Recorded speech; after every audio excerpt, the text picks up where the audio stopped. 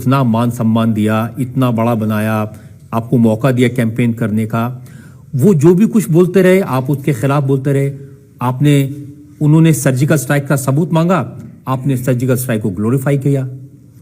नहीं देखिए, वो मैंने पहले भी कहा था कि वो अनवांटेड वीडियो था, मैंने उसके लिए मना किया था और मेरे बहुत ज़बरदस्त मतभेद भी हुए थे। अब तो बाहर आ गई है बात, तो कह देने में कोई दिक्कत नहीं है। मैं अकेला मित्र ऐसा हूं जो सिंगुलर में बात कर लेता हूं, अरविंद ही बोलता हूं। और मुझे याद है कि जब उस पर बहुत ज़्यादा बहस चल रही थी और चल रहा था कि ये बोलना ही है, तुम बोलो, तो मैंने कहा मैं तो बोलूंगा भी नहीं, ये बिल्कुल गलत है, इसकी ध्वनि कुछ और जा रही है, चाहे तुम कुछ भी कहना। तो मेरी आंखें भीगी हुई थी अंदर। जब मैं अंदर जाकर कहा, मैंने कहा इसको मत करो, इसको पाकिस्तान उठा लेगा, फ्रंट पेज पे छापेगा, कोई नहीं सुनता है सर जी। मैंने कहा यार सेना का मनोबल, अरे सब कुछ नहीं है, पहले मोदी हटेगा तो सब कुछ ठीक होगा, ये मानना था। तो अब बताइए कि अगर उसकी बात की नाराजगियां हैं तो मैं युद्ध का हिमायती नहीं हूं, लेकिन जो मां अपना बेटा भेज देती है रण में, जो पत्नी अपना सिंदूर भेज देती है, जो बहन अपनी राखी भेज देती है, वो सिपाही जो अंदर घुस के आतंकवादियों को मार के आया है, जब वो घर में ये बात देखेगा कि राजनीति के नाम पर निर्वाचित लोग ये कह रहे हैं कि इनके सबूतों के साथ चलिए, वो सब समझेगा, तो वो हमारे बारे में क्या सोचेगा। देखिए जेएनयू में जो हुआ उसमें आपने पार्टी लाइन से अलग जाकर बात की। निश्चित रूप से जेएनयू में जिन्होंने नारे लगाए भारत तेरे टुकड़े होंगे, मैंने बर्दाश्त नहीं किया। जेएनयू की स्वायत्तता बची रहे, वो एक महनीय संस्थान है, वो एक बड़ी तक्षशिला है, उसकी पवित्रता बची रहे, इसके लिए भी मैं बोलूंगा। लेकिन वहां घुस के कोई भी लफंगा हिंदुस्तान के खिलाफ नारा लगा देगा और मैं चुप रह जाऊंगा, तो भाड़ में की सारी दुनियादारी में जोर से बोलूंगा और चिल्ला के बोलूंगा, इसमें क्या खराब बात है। मैंने अभी ये कहा था कि ये पुरानी दोस्ती को इस नई ताकत से मत तोलो, पुरानी दोस्ती को इस नई ताकत से मत तोलो, ये संबंधों की तुरपाई है, षड्यंत्रों से मत खोलो, ये संबंधों की तुरपाई है, षड्यंत्रों से मत खोलो। मेरे लहजे की छैनी से गढ़े कुछ देवता जो कल मेरे शब्दों पे मरते थे, वो अब कहते हैं मत बोलो। ये तो कोई बात नहीं कि आपको सूट करे तो हम आपके सबसे अच्छे हैं, हम पार्टी के हीरो हैं। आप भी तो छेड़ने में कम नहीं है। सुषमा स्वराज ने यूनाइटेड नेशंस में भाषण दिया, सबसे पहले तारीफ करने आप निकले मैदान में। नहीं, मैं लंदन में था, मैं अपने होटल में देख रहा था और मैं पीछे कह रहा हूं, पिछले चुनाव में हमारी एक दूसरे से टिप्पणी के कारण सुषमा जी ने मुझे ब्लॉक कर दिया था ट्विटर पर। ब्लॉक कर दिया, कोई दिक्कत नहीं, ब्लॉक कर दिया, वो उनकी स्वाधीनता है। अभी उन्होंने, मैंने देखा, अनब्लॉक किया, उनकी स्वाधीनता है, वो सुन सकती हैं मेरी आवाज ना सुने।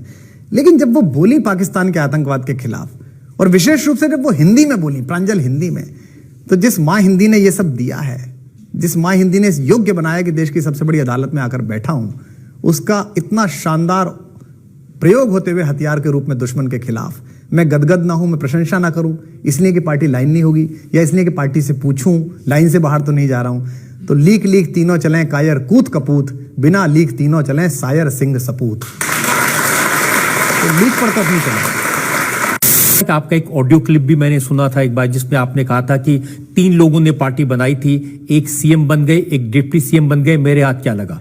नहीं, ये जब वो प्रकरण हुआ था लोजपा से आए हुए विधायक से मुझे अपमानित कराने का, तो मेरे 40 साल पुराने मित्र के साले साहब ने मेरी रिकॉर्डिंग कर ली। वो मैं इतना जानता नहीं था। मैं आज भी जो बाहर बोलता हूँ वो अंदर बोलता हूँ। आप तो ये खुली रिकॉर्डिंग हो रही है, तो मुझे पता नहीं था। तो मैंने ये कहा था कि मेरा अपमान केवल इसीलिए करवा पा रहे हो कि ये सत्ता जो कार्यकर्ताओं ने इकट्ठी करके दी, इसके शीश पर अभिषिक्त हो। अगर इस पर ना होते तो क्या मेरा इतना अपमान होता। मैंने कश्मीर में जो सैनिकों के साथ मारपीट हो रही थी, उसके खिलाफ एक वीडियो बनाया था, जिसमें मैंने भ्रष्टाचार पर भी एक लाइन बोली थी। और जैसे ही मैंने वीडियो शाम को बोला, मैं ऋषिकेश में मैंने उसको लोड किया था, सुबह मैंने देखा कि हमारे नेशनल कन्वीनर ने लिखा कि अंदर तक हिला दिया इस वीडियो ने, कमाल का है, सब देखिए। पूरी पार्टी ने ट्वीट किया, हर आदमी ने जबरदस्त प्रशंसा की, नेशनल पेज पे किया। अब कह रहे हैं कि वो गलती थी, आपने गलत किया। तो या तो तब गलत बोल रहे थे तो आप गलत बोल रहे हो, दोनों में से एक बात तय तो करो। और मैंने तब भी कह दिया था, जब मुझसे कहा गया था इस पर माफी मांगिए, मैंने कहा था कि पहले मेरे लिए देश है, फिर दल है, फिर नेता है, फिर कार्यकर्ता, और आखिर में मैं हूं। इसकी प्राथमिकता मैं बदलूंगा नहीं। मैंने ये देश के सैनिक के स्वाभिमान के लिए कहा था। और 200 साल बाद, 300 साल बाद अगर इतिहास में एक पन्ने पर एक लाइन भी मेरे लिए आई, तो इस वीडियो को देखकर लोग गर्व करेंगे वी द नेशन को कि कुमार विश्वास ने इसके कारण कुछ भी सहा, लेकिन इस स्टैंड से समझौता नहीं किया। और मैं आपकी अदालत दर्शकों को पिछली बार भरोसा देकर गया था, फिर भरोसा दे रहा हूं।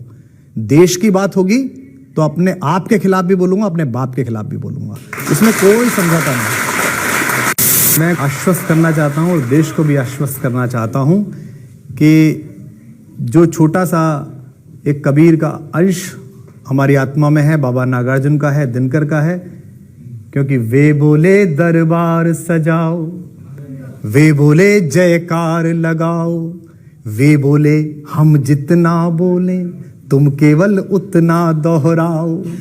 वाणी पर इतना अंकुश कैसे सहते, वाणी पर इतना अंकुश कैसे सहते, हम कबीर के वंशज चुप कैसे रहते, हम कबीर के वंशज चुप कैसे रहते।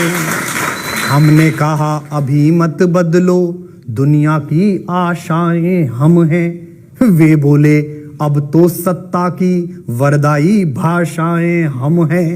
हमने कहा व्यर्थ मत बोलो, गूंगों की भाषाएं हम हैं, वे बोले बस शोर मचाओ, इसी शोर से आए हम हैं।